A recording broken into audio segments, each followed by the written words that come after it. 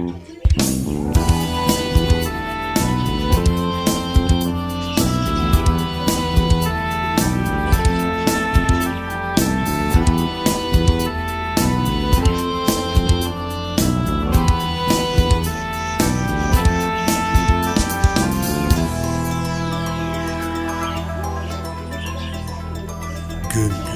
çoktan döndü buralarda ve ben simsiyah bir gecenin koynunda yapayalnız bekliyorum.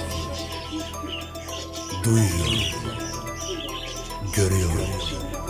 Bir gün gelecektir bence, biliyorum.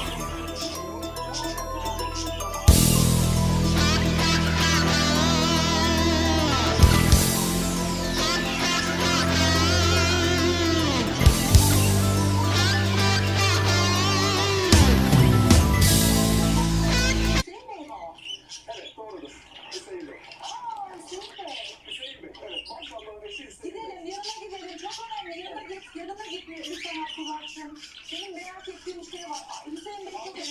Hüseyin Bey söyle. Kaç arası söyle. Maşallah annesi, tutuklu olan maşallah annesi. Hadi yanına gidin, yanına gidin.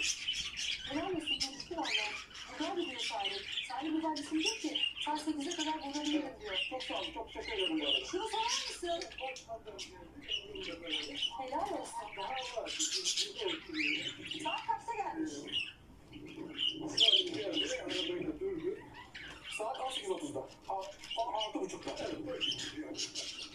Evet. Buna söyleyecek beni de öptü. Şuradaydım. Ablamla geldi.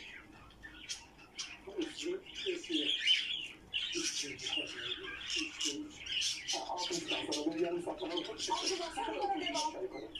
Psikolojisi nasıldı? Psikolojisi nasıldı? Nadim öldürünü tasarladı çünkü.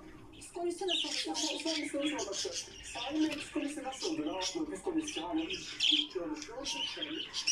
Ama kız öldürülmüş. O sırada öldürülmüş. Tamam. Tamam. Salim Bey, çok teşekkür ederim. Çok sağ olun. Çok sağ olun. Kolay gelsin. Bir açığı sorar mısın Abdullah? Peki çocuğu kim öldürdü? Hüseyin Bey ne düşünüyor? Çocuğu kim öldürdü? Çocuğu kim öldürdü? Hüseyin Bey ne düşünüyor? Tamam. Hak kesildi şu anda. Didem Hanım hakkınız kesildi. Sizi duyamıyorum. Neden bağlıyoruz? Bir... Devam etmeye çalışın. Bu arada Ya çok önemli ya. yakınları tarafından artık yayın yapmayın diye. Devam ediyorum. Duymuyor beni Abdullah. Tamam Abdullah'cığım. Çok önemli bak, çok önemli. Uyarılar aldık. Biliyorum, anladım.